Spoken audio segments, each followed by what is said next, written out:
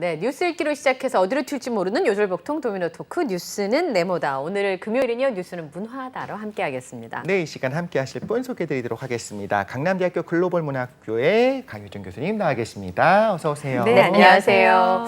근데 저는 신문방송학 전공을 했는데 영화 수업이 3학년 때 있었거든요. 네. 근데 3학년 때 영화학 개론을 하면 다른 과 학생들이 되게 많이 와요. 맞아요. 그렇죠. 특히 공대생들이 그렇게 맞아요. 많이 와요. 네네네. 그래서 공대생들이 저보다 항상 성적이 좋았어요. 네네네. 교수님 되게 인기 많은 수업을 하시는 강사님이실 뭐, 것 같아요. 네. 그렇죠? 최근에는 그렇게 많은 수의 학생들 수업을 들으면 오히려 학생 민원이 있어서 그렇게 대형 강의가 많지는 않습니다. 아, 그래요? 오히려 이제 조금 더 수업의 질을 생각해서 분반을 요구하는 경우가 많아가지고, 근데 과거에 저도 처음 이제 강사하던 시절에는 제가 영어학 개론하면은 200명이 정원인데 네. 청강생까지 해서 200명을 훨씬 넘는 맞아, 학생들이 청강생 되게 듣기도 많잖아요. 했어요. 그래서 그때는 또 굳이 또 이렇게 수업을 들어서 학점이 안 따더라도 청강해서 좀 듣고 싶은 걸 듣겠다는 학생들이 많았던 것 같아요. 네. 최근에 좀 줄어드는 것 같은데. 그래서 그때 진짜 많은 수가 들었고, 그래서 오히려 이제 그 청강생들이 더 열심히 수업 끝나고 나서 질문도 하고. 맞아요.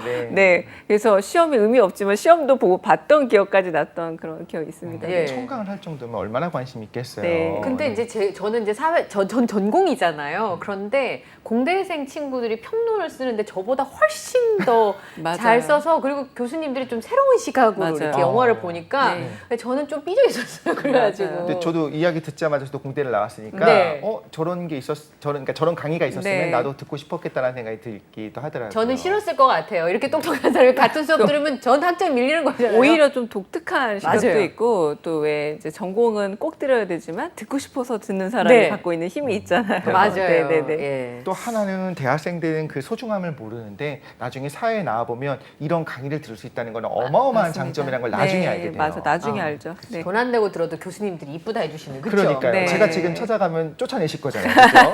저 아저씨 누구야? 경비 이렇게 하실 것 같은데.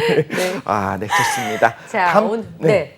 다음 주 월요일이죠. 7월 11일이 세계 인구의 날이에요. 세계 인구의 날은 1987년 7월 11일에 전 세계 인구가 50억 명이 돌파한 걸 기념하는 50억의 날에서 유래를 했습니다. 인구 문제의 심각성을 강조하기 위해서 이렇게 인구가 많다, 이렇게 해서 기념일을 만들게 된 건데요. 네, 우리나라가 이제 초고령 사회로 들어가면 전체 인구의 20%가 넘는 분들이 이제 연세가 많으신 분들이잖아요. 그럼에도 불구하고 굉장히 많은 사람들이 차지하고 있음에도 문화 속에서는 누구의 아빠, 누구의 할아버지, 뭐 아니면 굉장히 고집센, 뭐 이렇게 좀 뭐라 그럴까요? 좀 선입견이 있는 캐릭터로 어르신들이 좀 그려지는 게 아닌가, 그런 생각이 좀 들어요. 그 캐릭터라는 게 사실은 세상에 존재하는 많은 사람들을 다 1대1 비율로 만들어주면 좋겠습니다만, 좀 관심 있어 하는 세대라던가 네. 연령대는 좀 제한돼 있는 듯해요. 가령 뭐 얼마 전에 제가 정말 재밌게 봤던 그 나의 해방일지만 보더라도 대부분 다 지하철 타고 다니지만 지하철 타고 다니는 그런 수도권 거주인이 주인공을 맡은 건 정말 예외적이었거든요. 그렇죠. 대부분 많이 그렇게 살고 있음에도 불구하고. 그런데 하필 좀 저도 생각해 봤어요. 왜 이렇게 노년의 주인공들이 또 다른 로맨스라던가 다른 성공기라던가 주인공이 잘 안 될까? 사실 저는 이덕주 선생님 여기 계시지만 사람들의 본능이라고 생각해요. 그 나이가 들어간다는 건, 노화라는 게 좀 생물학적 의미로 따지면 죽음에 가까워지는 것이다 보니까 오히려 사람들은 아이들은 살아봤고 그 아이들의 체험을 다 이해하고 있는데도 그리고 특히 청춘이나 청년에 대한 관심은 훨씬 더 지대하거든요. 그렇죠. 가령 연애 다 한 번쯤 해봤지만 네. 해봤다고 관심 없는 게 아니라 아니죠. 오히려 더 관심을 갖고 그 해봤기 댓글 때문에. 같은 데 보면은 와, 다시 설레는 기분이다라고 네. 해서 과거를 만끽하는데, 조금은 본능적으로 젊고 어리고 생생한 시기에 대한 더 네. 관심이 더 많고, 우리가 가야 할 미래이지만 어차피 갈 미래라는 약간 종착적 개념에서 조금은 관심을 유예하는 좀 그런 특징도 있지 않나라는 생각을 얼핏 했었어요. 네. 네. 콘텐츠를 제작하는 분들이 아무래도 조금 더 그 노년층보다는 아직은 조금 더 활발한 활동을 하는 분들이다 맞습니다. 보니까 네. 거기까지 생각을 안 하거나 좀 보류하거나 이런 측면도 좀 있을 수 있겠네요. 그러니까 아무래도 좀 훨씬 더 누가 더 관심을 많이 갖느냐. 맞아요. 가령 대부분 상류층의 삶을 살진 않지만 왜 콘텐츠는 이렇게 상류층의 1%의 삶을 살까? 사람들은 내가 살고 있는 삶도 있지만 궁금해하는 부분 맞아요. 혹은 돌이켜보기 재밌어하는 부분들이 있다 보니까 이 노년의 삶이라는 거는 분명히 드라마틱하고 다양한 이야기가 있음에도 불구하고 사람들이 뭐 굳이라고 생각하는 측면도 없지 않나라는 생각이 듭니다. 네. 그러니까 그 제가 최근에 많이 듣는 노래 가사 중에 늙어가는 것이 아니라 익어가는 것입니다라는 가사가 있어요. 나이를 네, 한 살 한 살 네. 먹어가는 게. 근데 그런 부분도 저도 이제 제가 남은 시간들을 더 새는 것들에 대해 관심이 가다 보니까 이제 그런 고민들을 하게 되는 거잖아요. 네. 이제 근데 노인들이 등장하는 드라마의 노인들의 모습은 막 되게 멋있다기보다는 좀 고집스럽다거나 그렇지 않으면 좀 괴팍하다거나 아니면 너무 자식만 바라본다거나 이제 그런 캐릭터들이 훨씬 더 많이 그려진 것 같아요. 지금까지 보니까. 그러니까 일종의 부차적 캐릭터죠. 그러니까 메인 캐릭터가 있으면 있으면 그 캐릭터의 엄마라던가 아빠라던가 내지는 할머니 할아버지로 등장을 해서 주된 갈등은 그 젊은이의 갈등이 네. 등장하고 주변부 인물이다 보니까 근데 아까 잠깐 말씀드렸던 것처럼 캐릭터를 주변부로 다루다 보면 그 인물을 진득하게 들여다본다라거나 입체적으로 들여다볼 겨를이 없어요. 단편적으로 할 왜냐하면 수가 없잖아요. 드라마라는 네. 게 시간이 정해져 있고 영화도 러닝타임이 있기 때문에 거기서 보여줘야 될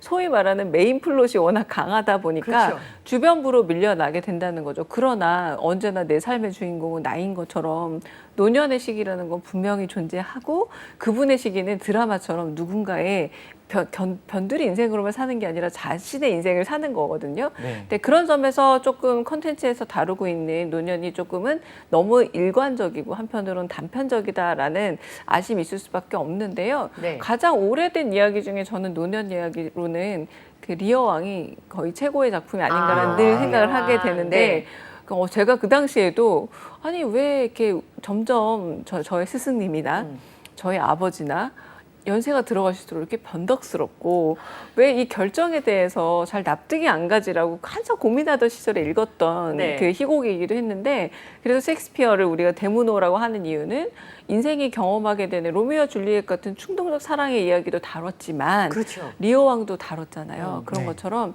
이 노년이라는 거는 되게 삶의 일부에서 중요하게 다룰 한 일부지 누군가의 삶의 주변부로 맞아요. 약간 액세서리나 배경으로 다룰 문제가 아니라고 생각이 저도 듭니다. 네. 그런 면에서 저희가 사실 입체적으로 다루는 영화나 이런 부분들이 좀 많이 없었잖아요. 네. 그래서 이번에는 좀 다양한 각도에서 살펴볼 네. 수 있도록 키워드를 정해서 아, 그 네. 키워드에 맞는 네, 네, 이야기들을 네. 한번 나눠보면 네. 어떨까 생각을 합니다. 네. 그래서 첫 번째 키워드로 저희가 준비한 것은 질병이죠. 질병. 어떻게 보면 이것도 스테레오타입 중에 하나가 될 수 있어요. 그 노년들이 가지고 있는 질병 그리고 그 뭐 극복하는 과정이 되거나 아니면 수능하는 과정이 되거나 이런 부분들을 그려낸 영화들이 좀 있었던 것 같은데 네. 노화. 사실 노화가 오게 되면 질병이 따라온다라고 이렇게 생각을 하게 되잖아요. 네. 이런 걸 좀 다룬 영화가 어떤 게 있었을까요? 뭐 가령 이제 은교 보면 이런 대사 나오잖아요. 너의 젊음이 너의 노력으로 얻은 게 아니듯이 맞아요. 내 늙음도 내 잘못의 대가는 아니다. 뭐 명대사 이렇게 진짜. 그리고 나오고 또 저는 어떤 칼럼에서 봤던 건데 야 너희는 그 늙어봤냐? 난 젊어봤다. 맞는 말이에요. 이런 얘기도 한데 사실은 노화라는 건 되게 자연스러운 현상임에도 불구하고 우리가 약간 질병처럼 대하는 바가 없지 않아 있다고 생각했는데 은교는 아무래도 나이가 들어감에 따라서 그러나 이제 나름의 지혜를 갖게 되는 거장의 소설가가 등장함에도 불구하고 이 젊음이 갖고 있는 생기 앞에서 계속해서 자기의 젊음을 반추하는 이야기로 그려져 있긴 합니다만 네. 사실은 이 노화 자체가 매우 자연스럽게 그려지는 부분도 있는데 저는 과거에 TV 프로그램 중에 일테면 그 뭐 지금 전국 노래자랑도 워낙에 송혜 선생님이 오래 진행하면서 그 노화라는 이미지에 좀 다른 네. 일을 계속할 수 있고 맞아요. 주연으로 살 수 있는 걸 보여줬던 것처럼 이 여러 가지 늙음에 대해서 단순히 노화가 아니라 삶의 지혜와 오히려 이 은교 같은 경우는 그것들이 갖고 있는 내면적인 갈등의 부분 나도 너희들만큼 굉장히 치열하게 갈등하고 네. 여전히 해결되지 않는 문제를 청춘처럼 고민하고 있는데 사실 너희가 생각하지 않는 거지 내 젊음의 문제는 해결되지 않았다라는 게 좀 신선했던 작품 아닌가 맞아요. 싶습니다. 네. 예. 그러니까 20살 때는 30살쯤 되면 뭔가를 좀 알게 되고 좀 맞아요. 능숙해지리라고 네. 생각을 했는데 뭐 그런 일은 일어나지 않았어요. 네. 근데 40살이 돼도 그런 일은 벌어지지 않더라고요. 맞아요. 네. 그 윤여정 선생님이 나도 이 나이가 처음이라서라고 말씀하시잖아요. 그러니까 다 처음 겪는 일이니까 서툴 수 있고 고민들이 있을 수 있는데 나이가 들면 그런 게 마치 없어지는 것처럼 우리가 생각하는데 그런 부분을 조명했다고 그러니까요. 보기에는 네, 그렇죠. 네, 그래서 그 휴먼 스테인이라는 필립 로스 소설 원작으로 한 영화도 있는데요. 네. 그 영화에서도 어떤 얘기가 나오냐면 이제는 워낙에 약이 좋아져서 과거에는 왜 우리 칠순을 이순이란 표현을 썼잖아요. 맞아요. 근데 그게 다른 말로 해석하자면 귀가 잘 안 들리니까 네. 이제는 세상에서 안 듣고 싶은 건 안 듣겠다였다면 이제 그 휴먼 스테인의 주인공도 어떻게 얘기하냐면 이제 약이 너무 좋아져서 소위 말하는 그런 사랑의 문제까지도 다 해결이 맞아요. 되는 상황이고 네. 그러다 보니 이 질병 문제로 이제 모든 욕망을 꺾기는 나이가 많아지는 게 장애가 되지 않는다라고 그렇죠. 얘기하면서 이제 그 주인공도 은퇴한 대학 교수가 주인공이었는데 네. 여전히 새로운 사랑을 하고 네. 오히려 그래서 더 문제가 생겨서 젊은이의 드라마와 전혀 다르지 않은 걸 보여주기도 하니까 네. 이제는 질병이란 문제도 조금 다른 방식으로 생각해야 되지 않나라는 생각이 들긴 합니다. 그러니까요. 지금 말씀하신 거 들어보니까 그 예전에 죽어도 좋아라는 영화 네, 나왔을 때 맞아요. 파격적이어서 맞습니다. 네. 오히려 좀 이슈가 되기도 했었고 누군가는 또 그 좀 불편해하는 분들도 분명히 있었던 것 같아요. 근데 그 불편한 시선이라는 것 자체가 우리 사회의 시각을 좀 드러내는 게 아닌가 생각이 드는데 은교의 경우에는 저 같은 경우에도 되게 처음 보면서 그 영상미가 되게 맞아요. 좋잖아요. 네. 그 눈부시게 딱 됐을 네. 때 어떤 젊어진 모습들이 네. 나온다든가 이게 되게 신기했는데 그 시인이 은교를 보면서 이적효 시인이 정신적인 교감도 하고 순수하다고 생각을 하면서 성적인 상상도 같이 하잖아요. 가면서 그러면 네. 자기 늙어가는 거에 대한 좀 서러움을 좀 보여주는 것 같기도 해요. 그런데 그 사실 모든 걸 갖추고 있는 그 시인이 젊고 싱그러운 젊은 상대를 보면서 느끼는 감정 요것들을 영화에서 보여주려고 한 거는 뭐 누구나 그러하다. 그렇죠.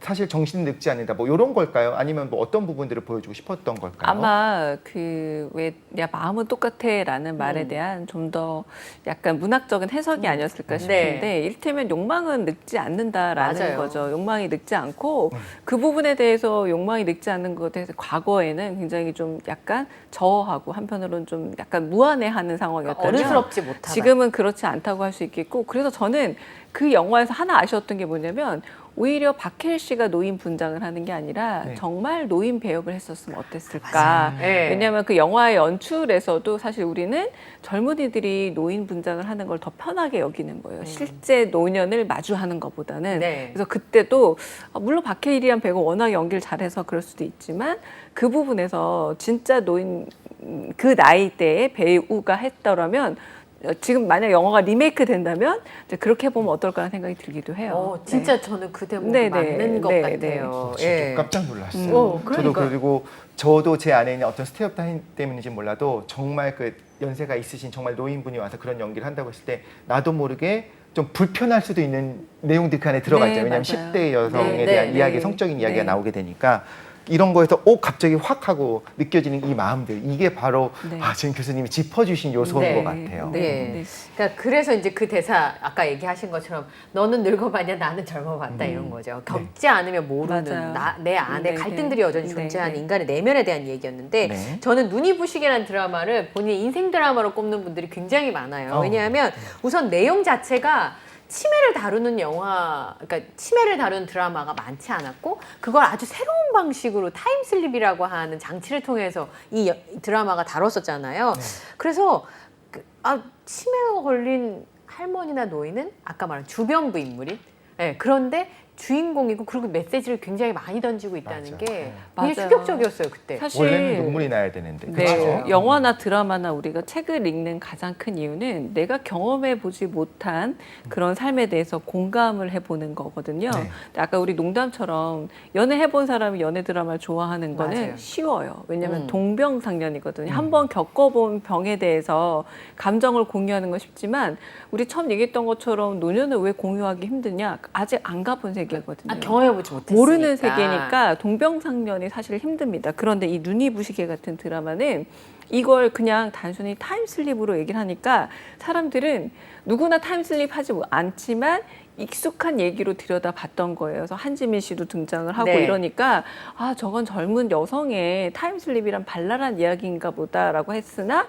나중에 돌이켜보니 사실은 치매가 가져오는 일종의 그 시간장애 같은 것들이 그렇게 표현이 된 거였고 그러니까 덜컥 동병상련을 하게 되는 거죠. 이해가 너무 잘 됐어요. 그렇죠. 우리는 알츠하이머, 치매 이런 것들을 경험하지 않으니까 남의 일 그리고 지금까지 많은 드라마나 영화는 알츠하이머나 치매를 앓고 있는 가족이나 그들 곁에 내 머릿속에 지우개처럼 가족으로 살아가는 게 얼마나 힘든가에 대한 그 부분은 오히려 간병서사기 때문에 이입이 쉬웠던 거예요. 그러나 치매에 걸리신 분, 우리 아까 잠깐 일부에서 얘기했던 것처럼 자폐 증상을 당신 스스로 표현할 수 없기 때문에 거기에 이입하기가 쉽지 않았던 거였거든요. 그런데 눈이 부시게는 너무나 자연스럽게 타임슬립인 것처럼 얘기를 했지만 알고 보니 아 어쩌면 치매에 걸린다는 건 저런 시간의 혼란을 늘 경험하면서 저도 가장 마음 아프게 봤던 장면이 아들에 대한 마음의 상처로 남은 부분을 계속 복귀하고 계시는 거잖아요. 맞아요.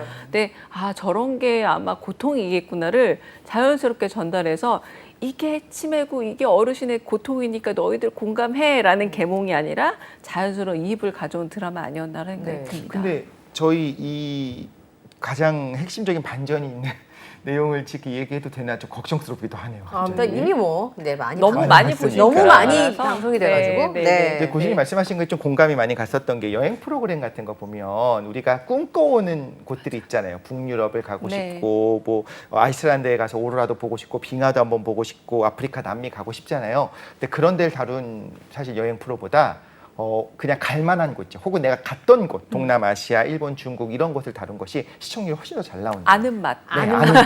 아는 맛. 그래서 저 한번 먹어봤던 나시고랭 똠양꿍의 맛이 그쵸, 훨씬 더 자극적이고 맞아요. 그리고 그런 거 있잖아요. 한 번 가본 곳은 좀 더 쉽게 여행을 갈 수 있는 맞아요. 생각보다 네. 먼 곳에 미지의 세계를 탐험하고 싶기도 하지만 한편 두려움도 있잖아요. 저는 노년도 결국 무지의 세계라고 보는데 혹시 더 파더라고 안소니 안소니 피스가 네. 나무 주연상 네. 받았던 그 작품도 마찬가지로 눈이 부시게 비슷한 경험인데요. 그 치매를 굉장히 스릴러, 서스펜스처럼 만든 거예요. 그러니까 그 영화를 보고 나면은 아, 내 기억을 내가 주관해서 하나의 이야기로 꾸려서 사는 게 아니라 그때그때 돌발적으로 그 영화에서 가장 놀랐던 게 뭐냐면 딸이 얼굴이 자꾸 바뀌는 거예요. 네. A라는 배우에서 B라는 네. 배우로. 그러면 이 관객들도 보면서 너무 무섭다. 혹시 딸인 척하는 누군가 저 노인을 노리는 사람이 그쵸. 있는 게 아닌가라고 충분히 몰입을 해서 보게 되는데 이 영화 역시도 안소니 퀴스가 연기를 굉장히 잘하고 그리고 나중에 어떤 표정을 안소니 퀴스가 짓냐면 아 이거 내가 아는 척 해야겠다라는 어색한 미소를 계속 지으시거든요. 참 어려워. 네, 낯선 사람이 와도 아는 사람인가 보다. 갑자기 부엌에 싹 리뉴얼이 돼도 그런가 보다 하는 장면들이 연출이 되면 아까 말씀드렸던 것처럼 내가 안 가본 세계니까 그리고 우리 다들 건강하니까 저건 내가 걸릴 리 없는 병이야 이렇게 다들 회피하고 싶어 하지만 그러나 그렇게 가신 분들에게 어떤 우리가 공감을 해야 되는지를 이 영화를 보고 나면 강요가 아니라 자연스럽게 들게 됩니다. 네. 그런 것 같아요. 네, 이런 영화들을 경험할 때요, 이런 감정이 드는 것 같아요. 제가 지금보다 조금 더 어렸을 때는 어르신들이 저런 상황을 겪으시는구나, 저런 고통이 있는 거구나라고 생각했는데 어느 타자와에서. 순간부터 나도 저런 순간이 왔을 때 나에 대해서 어떻게 판단을 내릴 건지 그리고 나에게 남겨진 시간들을 어떻게 보낼 건지를 이제 고민하기 시작했는데요. 최근에 저희 아버지가 70이 넘으시기 시작하면서 이제 귀가 조금씩 안 들리기 네, 시작하셨어요. 네, 근데 처음에는 온 가족이 모두 다 아버지조차도 귀가 안 들린다고 생각한 사람이 아무도 없었어요. 그러니까 집중력이 좋아서 엄마가 뒤에서 부르시는데 아빠가 대답을 안 한다고 생각하시는 거예요. 들리는데도 네. 삐쳐서 네. 혹은 엄마가 그 마음이 안 좋으셔서 대답을 안 한다고 생각하시고 그래서 엄마는 엄마대로 아빠는 아빠대로 서운하셨던 거예요. 맞아요. 그런데 이비인후과에 가서 보니까 귀가 이제 안 들리면서 높은 음, 특히 여성들이 내는 소리의 영역대가 들리지 않게 된 거예요. 그래서 이런 과정을 겪게 되겠구나. 그리고 아빠가 그런 과정을 겪고 있구나 그랬는데 제가 어떻게 아빠라고 했더니 아버지가 저한테 뭐라고 하셨냐면 안 들릴 때는 이제 안 들어도 괜찮은 나이라는 것. 그러니까 일일이 간섭하지 네. 말라는 네. 하늘의 뜻이다. 네, 이렇게 네. 얘기하시더라고요. 맞습니다. 그래서 내가 나이 들어감을 어떻게 받아들일 것인가. 이런 영화들이 이제 그런 것들을 보게 해주는 것 같아요. 맞아요. 그래서 과거에 이창동 감독의 시라는 네. 작품에 윤정희 씨가 거의 활동하지 않다가 정말 오랜만에 돌아오셨어요. 근데 그때 어떤 반응들이 있었냐면 동년배 많은 관객들이 너무 오랜만에, 그러니까 저희가 우리로 얘기하자면은 한창 활동하다가 사라진 뭐 20대 배우가 다시 돌아온 느낌이었을 거 아니에요. 근데 오히려 동년배 관객분들이 아니 왜 윤정희 씨는 성형수술이나 혹은 주름 펴는 수술 별로 안 하고 그대로 나왔을까라고 아쉬움을 표현했다라는 거예요. 이제 그게 한편으로는 뭐냐면 노년분들이지만 또 나름 영화를 통해서 판타지를 느끼고 싶은 겁니다. 나랑 동갑인데 맞아요. 저렇게 젊게 사는구나. 나랑 동갑인데 여전히 여전히 아름답구나라는 그런 일종의 현실을 조금은 잊고 싶은 작용도 영화가 있잖아요. 네. 마치 탐 크루즈를 보면은 네. 오 저렇게 늙을 수 그렇죠. 있나 보다. 네. 저 때까지 비행기에 매달릴 수 있나 보다라고 맞아요. 우리가 미션 입하성을 딸 수 네. 있나 보다. 그 가능성도 사실 구매를 하는 거거든요. 맞습니다. 근데 그렇게 보자면 그 아버님처럼 이렇게 나이가 들어감 노화를 직면하는 것도 쉽지는 않은 일인 것 같습니다. 굉장히 충격이 네, 있더라고요. 맞습니다. 네. 그런 면에서 이제 노화를 통해서 좀 이제 질병 이렇게 연결되는 것뿐만 아니라 나이 드신 분들이 오히려 더 잘하는 부분들이 있죠. 맞아요. 연륜에 대한 키워드로 맞아요. 좀 네. 넘어가서 자연스럽게 이야기를 해보면 좋을 것 같아요. 네. 제가 좋아하는 영화 그리고 이동진 평론가님도 이 영화를 최근에 제가 같이 이야기를 나눴을 때 네네. 젊은 MZ 세대 분에게 추천한 영화로 이 영화를 꼽아서 좀 네네네네. 신기했었어요. 네. 인턴을 말씀하셨어요. 또 30세 여성 CEO의 비서가 된 70대 노인 등장을 해갖고 네. 연륜이 있으니까 나 때는 이랬고 내가 해봤으니까 알고 이렇게 하는 것이 아니라 깨우칠 수 있을 때까지 고기 잡는 법을 가르쳐 주듯이 그냥 적당히 거리를 두면서 그래서 저는 이야기 들으면서 그 아버님의 네. 말씀이 이런 게 아닌가라는 네. 생각이 맞아요. 들었어요. 그 지혜가 네. 담겨 있는 말이었는데 네. 그 로버트 드니로 거기다가 외모도 얼마나 또 멋있으니까 멋있죠. 저렇게 늙고 싶다라는 생각을 네, 하게 맞아요. 되는데 네. 오히려 일을 하고 싶고 사실 잘할 수 있지만 할 수 없는 상황들에 대해서도 좀 보여주는 작품이 아닌가라는 생각이 들기도 했었거든요. 이 작품은 저는 방금 말씀하신 것처럼 젊은이들이 볼 드라마, 영화라기보다는 오히려 연세 드신 분들이 보셔야 될 그런 교과서적인 저는 영화라고 봐요. 왜냐하면 젊은이들이 나를 외면해, 내 말을 듣지 않아라고 자꾸 호소를 하기 쉬워지잖아요. 그리고 불만을 혹은 내지는 약간 윽박 지르죠. 내가 살아봐서 아는데 내 말을 듣는 게 더 좋아라는 식의 윽박 지르기 마련인데 여기서는 자연스럽게 주변에서 근거리를 유지하면서 충고란 직접적으로 주입하는 게 아니라 필요할 때 전달해주는 피드백이라는 걸 알려주는 영화예요. 피드백이다. 그러니까 원할 때 피드백을 주는 게 충고고 그리고 나이 든 세대들은 세상을 당신이 나서서 바꾸는 게 아니라 결국은 젊은 세대들이 그렇게 피드백을 원할 때 살아본 경험과 연륜을 돌려주는 거다라는 걸 보여주는 영화라서 처음에 이 여성이 별로 관심도 없어요. 네. 그리고 당신이 누군지 관심 없으니까 알아서 일하세요 정도로 생각을 하지만 점점점 그 연륜에 대해서 그 이야기를 듣기를 원하거든요. 근데 그거는 회사 생활뿐만 아니라 이 영화에서 가장 따뜻한 부분은 살아가는 인생에서 해결해야 될 딸과의 문제, 네. 남편과의 문제처럼 거의 누구나 경험하는 보편적 문제에 대해서 질문을 했을 때 부담스럽지 않게 나는 이랬어요. 그러니까 너 이렇게 해라가 아니라 나는 이렇게 했어요라고 여러 가지 답을 보여주는 게 정말 멋있게 그려졌고요. 이 영화 감독, 여성 영화 감독인데 네. 나이가 또 많으세요. 감독 맞습니다. 네. 그래서 이때 당시에 매드맥스라는 영화도 나왔었는데 네. 그 영화의 감독 조지 밀러도 80이 넘었거든요. 근데 그런 박력 있는 영화를 만드신 거예요. 근데 그 영화도 보면은 결국은 나 이렇게 나이 많지만 여전히 만들 수 있어 강조하는 영화가 아니라 네. 그냥 하고 싶은 영화 그대로 하신 하는 거거든요. 거예요? 그러니까 여기서도 계속 나는 회사 생활이 즐거웠고 회사 생활 하고 싶은 로버트 드니라는 배우 같은 캐릭터가 나와서 그렇게 자연스럽게 보여주는데 저는 이거야말로 우리 노년 세대들이 첫째는 그런데 이것도 강조하고 싶어요. 노년 세대들이 할 일이 있으면 오히려 더 멋있게 늙어가고 맞아요. 품위 있게 늙어가실 수 있는데 네. 우리가 너무 겉으로는 노년을 위한다는 생각으로 일자를 많이 뺏고 있는 건 아닌가라는 쉬셔라. 생각도 들기는 네. 하고요. 여기서 무리가 가지 않은 선에서 일을 하셨을 때 그 지혜가 어떻게 도움이 되는지 보여줘서 정말 이 영화도 저는 어르신들이 보기에 그리고 지금 여러 노년과 혹은 이런 정책을 짜시는 분도 오히려 이걸 보면서 어떻게 유희인력으로 생각하는 게 아니라 잘 사회적으로 활용하면 좋을지도 보여준 영화 아닌가 싶습니다. 네. 그 지난 서울시장 선거 때 우상호 의원이 이 아이디어를 냈었어요. 그래서 젊은 스타트업을 하는 젊은 친구들과 대기업에서 아주 큰 경영을 해본 그 경험자들을 연결시켜주는 정책을 낸 적이 있었거든요. 그걸 네. 보면서 그러니까 사실은 이제 이미 다 출가시켰고 어느 정도 이뤘기 때문에 생활비 그렇게 많이 필요하지 않잖아요. 맞아요. 그러나 경력이 있으니까 내 경력을 빛을 발휘하고 싶은 것이고 지금 막 시작하는 친구들은 거기가 너무 어려우니까 맞아요. 그 부분을 해결해 주는 게 굉장히 멋있는 매치라고 생각했었거든요. 그쵸, 네. 실제로 이런 일들이 이제 우리 주변에 많이 있었으면 그러니까요. 우리 좋겠어요. 이렇게 경험하다 보면은 일은 쉬워요. 근데 대관 업무라던가 맞아요. 대민 업무라던가 사람들 사이의 갈등 여기서도 그렇게 똑같이 연출이 맞습니다. 되지만 네. 그때 어떻게 하는 게 지혜로운가가 사실 물을 데가 너무 없거든요. 맞습니다. 근데 말씀하신 것처럼 그런 걸 아카이브로 만든다던가 내지는 적극적인 상담으로 하시면 되게 여기서 정말 로버트 드니로 사업 같은 걸 해보시면 좋지 네. 않을까 싶기도 너무 좋을 것 해요. 같은데 예. 막 이런 얘기 많이 들었었거든요. 택시 운전하는 분이랑 이제 기사님이랑 이야기를 하다 보니까 이분이 뭔가 너무 똑똑하고 많이 알고 좀 조언을 들을 수 있을 것 같아. 그래서 어떻게 원래 이전에 무슨 일 하셨어요 했더니 알고 보니 정말 CEO였었는데 네. 이제 끝나니까 적적하니까 소일거리를 하면서 사람들이랑 얘기를 하려고 네, 네, 했었다. 네, 근데 네. 그 안에서 한마디 한마디 기품이 있고 한마디 한마디 그쵸. 그 안에서 지혜들이 배어 나왔다 이런 네. 얘기 네, 들었었거든요. 네, 네. 아 그래서 우리가 이제 살면서 돌아다니는 이제 나이 드신 분들을 보면서 아 저 지혜를 내가 좀 흡수해야겠다 이런 생각을 한 그렇죠. 번씩 할 수도 있을 것 같아요. 네. 같이 살아가는 사회에서. 그런데 우리 교수님이 이 인턴이라고 하는 영화를 좀 노년분들이 보면 좋겠다 네. 하셨잖아요. 그래서 좀 생각난 게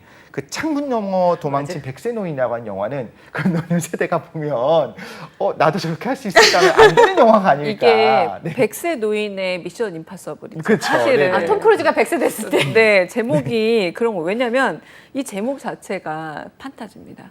창문을 넘어서 도망친 노인이에요. 네. 근데 100세잖아요.